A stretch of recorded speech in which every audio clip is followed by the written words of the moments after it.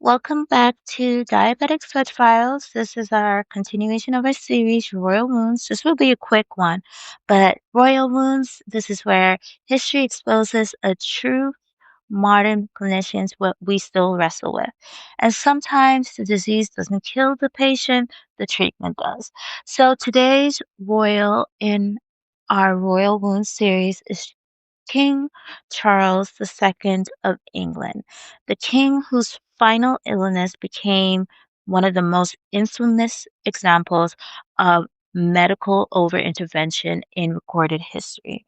And before you think this is just a dusty tale of leeches and bad medicine, I guess, let's just pause on that because this episode is about iatrogenic harm. And if you don't know what iatrogenic means, we'll go into that, okay?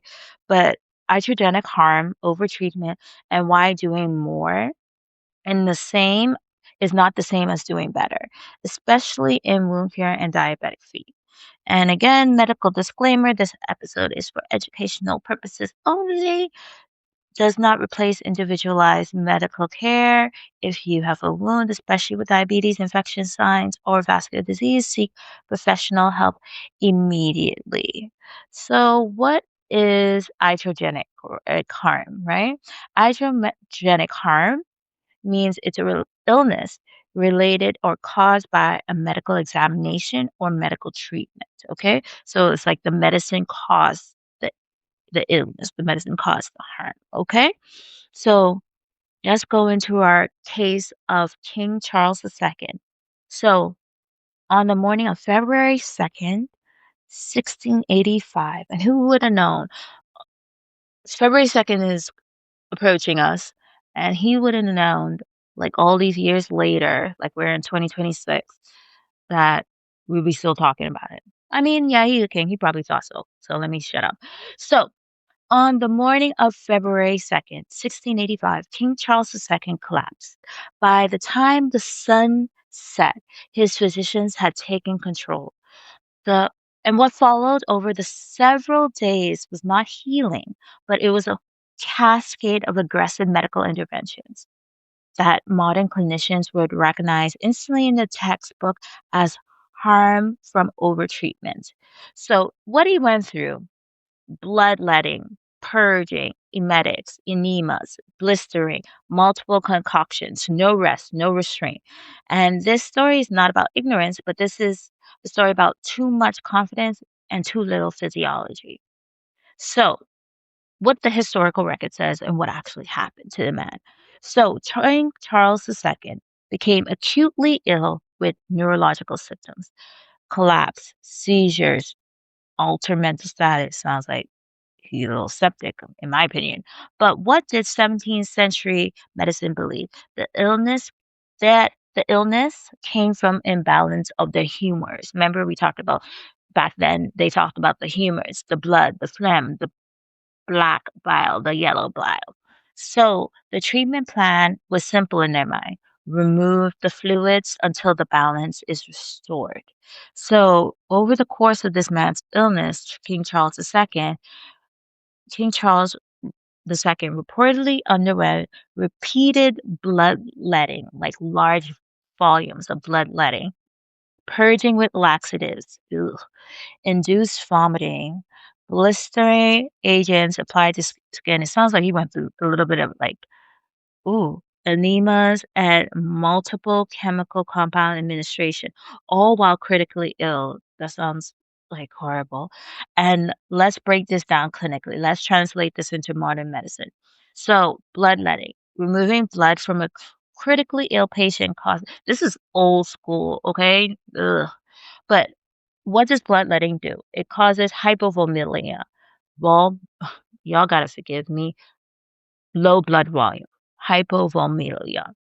I don't know why I get tongue-tied with that. Reduce oxygen delivery, hypotension, and ischemia. And in wound care terms, you're pretty much starving the tissue of oxygen because you know you need oxygen for the blood, right? And that's the single most important healing substrate. Then he underwent purging. So purging and enemas. Okay, so these cause the dehydration, electrolyte imbalance, kidney stress, hypotension. Okay, which sounds familiar. This is the same physiology when we see with wounds that are stalled in dehydrated patients and under perfused diabetic patients. Then blistering, causing intentional skin injury to draw out the illness. And in modern translation, you created a wound in patients who cannot heal. This man already compromised. So iatrogenic harm, the diagnose that they didn't really have. So iatrogenic harm means, like I said, it's injury caused by the medical treatment itself.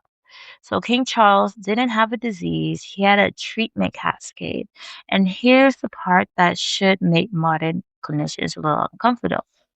His clinicians were well educated, well respected, numerous, and confident. They just didn't understand systemic limits, okay? And like we said, who were his clinicians, right? Who were these people that were treating him? They were physicians who were like university trained, theory based, okay? And barbarous and surgeons, hands on, performed bleeding, cupping, and incisions. Physicians ordered the bleed, barbers and surgeons executed. And the amount of blood that was removed could range from ounces to pints. And he had many doctors, each with authority, each adding to his intervention. Okay? So, how did they not understand their limits? So, the parallels to modern wound care. Let's bring this into 2026. In diabetic foot care, overtreatment looks like debriding ischemic tissue without restoring perfusion. That's why vascular is so important. I think everybody knows that now. Changing dressing daily when the wound needs stability. I mean, sometimes if the dressing if it's straining in its own wound, that's why wound care clinician and specialists can evaluate and tell you the frequency. Okay? Stacking antibiotics without source control. That's why you need to have a culture if you're not able to treat with broad spectrum. Okay. And, let's practice antibiotic stewardship. Okay. And aggressive offloading without addressing balance and falls, and doing procedures just because we can or not because we should. Okay. So King Charles teaches us intervention without physiology is harm. So the wound care version of bleeding the king. We all like removing any devitalized tissue, right? But it didn't sound like he had that. They were just trying to balance the humors. So like modern day bleeding with isn't like lancets. It was them stripping granulation tissue repeatedly, excessive topical antiseptics, overtight compression without arterial assessment, repeated procedures without any recovery time, ignoring the nutrition, sleep, and perfusion of the patient.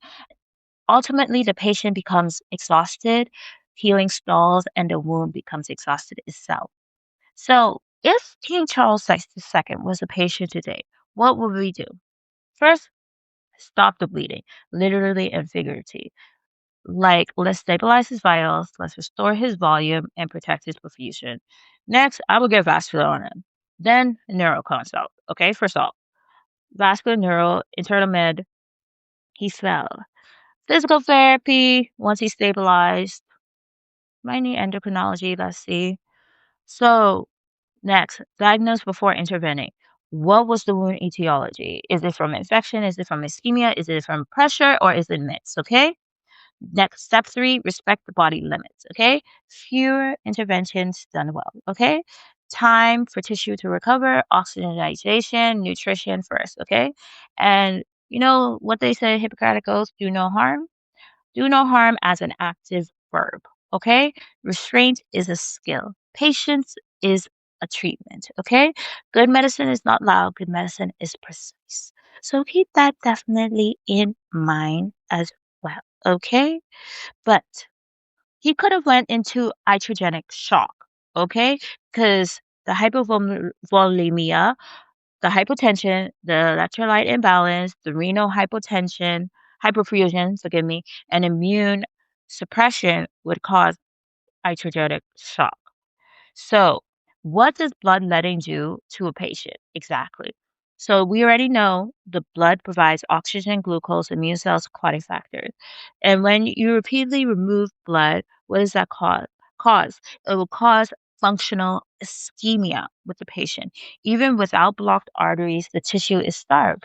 So what does it do to the skin? It delays the epithelialization, it impairs the collagen formation, causes fragile granulation tissue, increased infection risk, pressure injuries can form faster, and existing wounds can worsen. So you don't need peripheral arterial disease to cause ischemia. You just need not enough blood. That's why also a very tight compression dressing can cause ischemia, even if the patient has really good blood flow. So overtreatment is a form of trauma, okay? Every invasive intervention is a type of trauma, but that's why you have to be skilled in it. So repeated trauma causes what? Endothelial injury, inflammation, capillary leak, immune exhaustion. And I mean, kind of sounds like a perfect combo of also getting a blood clot or a pulmonary embolism. But like we said, this man, King Charles II, body was being bled, purged, poisoned, dehydrated, which is the opposite of wound healing. Because healing, you require perfusion, nutrition, and stability, which he was given none of. Okay? So bloodletting didn't just stop overnight. Like, when did bloodletting, the theory of bloodletting, disappear? It declined when three things happened: the pathology and anatomy advanced. So they understood how organs work better and circulation was understood better. Evidence began to matter. So outcomes and observe, okay? And physiology was replaced by physiology replace theory, okay? Instead of you just saying, I have a theory of this, okay? And key moments was when William Harvey in 1628 described circulation. And then in the 18th and 19th centuries, hospital tracked outcomes. That's why it's good to track your outcomes, okay? And by the late 1800s, bloodletting fell out of favor in mainstream medicine. And we're very lucky that that is, okay? So bloodletting stopped because it was cruel, but because they noticed that the outcome, it didn't work, okay? So in modern medicine, if King Charles II collapsed today, here what we would do is that, like I said, stabilize his blood pressure, give him IV fluids, not remove them like they were doing, check his labs, protect his kidney function, support his perfusion, prevent pressure injuries, and minimize invasive procedures. So, what is the big lesson of this today of King Charles? He teaches us one of the most important medical lessons when it comes to wound care. More treatment is not always better treatment. Okay? Modern parallels, like I said, over debridement and ischemic wounds. No clinician should be able to do that because vascular assessment first, right? Excessive dressing changes. I have noticed sometimes the frequency of dressing changes, I like to give it like at least 48 hours, 72 hours. Some people do need daily dressing changes, but I like to do at least like most frequent for me. Some people could do it daily, but every 48 hours. That's the most frequent, mostly for me. Too many providers touching one wound at the same time. And sometimes most powerful intervention is restraint, assessment, and perfusion support. So, in the end, royal wounds, our little court finds that King Charles II did not die from neglect, but he died from medical excess, aka iatrogenic harm. Bloodletting taught us a painful truth that you cannot subtract your way to healing, okay? So blood is life, it's not waste, okay? And wounds do not heal when perfusion is stolen, okay? And he didn't die, just because nobody tried, okay? Everybody tried all together at once. His body was treated like active battlefield instead of a system. And in wound care, especially diabetic limb salvage, we still have to fight temptation because you have to you have to be strategic in diabetic wound care. Sometimes you want to do more, cut more, change again, intervene, but healing does not come from chaos. Healing comes from respect of the patient's physiology, restraint, perfusion, and knowing when to stop. So when you stand over a wound, ask yourself, am I helping this wound or am I bleeding it? a clean the clean. I mean, I am very happy whenever I see bleeding tissue. That's a really, really good sign, okay? But, you know, Hippocratic oath, first do no harm, right? And don't forget, toes tell the truth. And this is the episode of Royal Wounds. Forgive me if it's a little scattered today, but nobody's perfect, and I just try to get it out so people can hear. But this is Diabetic Foot Files. I'm Dr. G, and this is our series of Royal Wounds with King Charles II and talking about iatrogenic harm. But yay.